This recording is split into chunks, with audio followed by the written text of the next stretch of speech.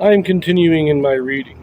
What I'm doing in this series is to read through the entire standard works of the Church of Jesus Christ of Latter-day Saints. This consists of the Bible, the Book of Mormon, the Doctrine and Covenants, and the Pearl of Great Price. I am continuing reading in a chronological order, according to event, not according to publication or volume, so I'm skipping around a bit as I move along. We are continuing with the Gospels. We've been reading about Christ's various appearances after his resurrection. We read about his crucifixion, burial. Now, so far, since his resurrection, of course, the women found the empty tomb, told Peter and John. They went and witnessed it for themselves. We had the appearance to Mary Magdalene, then to the other women, then on the road to Emmaus, the two disciples. We also had a brief mention of an appearance to Peter that is not actually described in the scriptures, which I'm a little annoyed at. But we now continue on. We're going to read his next appearance. And this is an appearance that is recorded, I believe, in all four Gospels. But to keep our videos a little bit on the shorter side, which I like, I'm going to, in this video, read just in Matthew and Mark, and in our next video, I will be reading Luke and John. In this video, we have a Joseph Smith translation. Now, what the Joseph Smith translation is, this is a translation or correction done by Joseph Smith to restore those passages that have been lost or corrupted over the years. Of course, in Matthew, Mark, and Luke, we are already winding things up. We have very little left to read in these three Gospels, so it's going to be very short reading. So first, we have in Matthew, chapter 28, and we're only going to read verses 16 through 18. Then the 11 disciples went away into Galilee, into a mountain where Jesus had appointed them. And when they saw him, they worshipped him, but some doubted. And Jesus came and spake unto them, saying, All power is given unto me in heaven and in earth.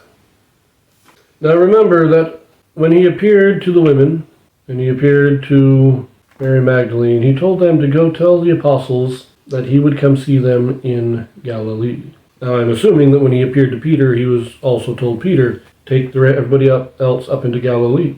Now they go. They go into Galilee, and they wait there. They go to a mountain where Christ told them to wait for him. Some doubt, but Christ still appears to them, and he declares his power. Now, there are only 2 verses left in Matthew, but we're going to reserve those for the very end. So, for now, let us look at the Joseph Smith translation of these 3. The only one that has a Joseph Smith translation is verse 18, where instead of being in heaven and in earth, it is in heaven and on earth. Seems to be a minor correction, but it actually is significant in that we don't really live in the earth. We live on the surface. We live on the earth. But heaven is not a planet. Heaven is a state of being. And so we are in heaven, but we are on earth. And so while a somewhat minor clarification, it is somewhat profound. Now, let us turn to Mark, chapter 16, verses 14 to 18. Afterward he appeared unto the 11 as they sat at meat, and upbraided them with their unbelief and hardness of heart, because they believed not them which had seen him after he was risen. And he said unto them, Go ye into all the world, and preach the gospel to every creature. He that believeth and is baptized shall be saved, but he that believeth not shall be damned. And these signs shall follow them that believe. In my name shall they cast out devils. They shall speak with new tongues. They shall take up serpents. And if they drink any deadly thing, it shall not hurt them. They shall lay hands on the sick, and they shall recover.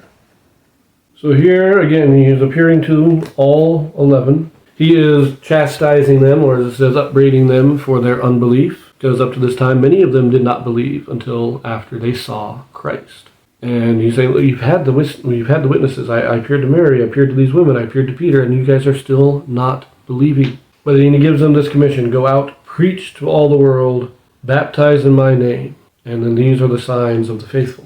I'm not going to get too much into that right now. I believe we'll be reading this a little bit more in the other Gospels. But the basic idea that this is not necessarily guaranteed for everybody. Some will drink things and be unaffected by it. Some may be unaffected by serpents. The gifts of the Spirit are many, and not everybody has all of them. Just keep that in mind. So now let us look at the Joseph Smith translation. In verse 14, it corrects, believe not them which had seen is corrected to believe not them who had seen. And that is all. Just one very minor grammatical correction. So we leave that here. And we will be reading this in Luke and John next. So I will see you there.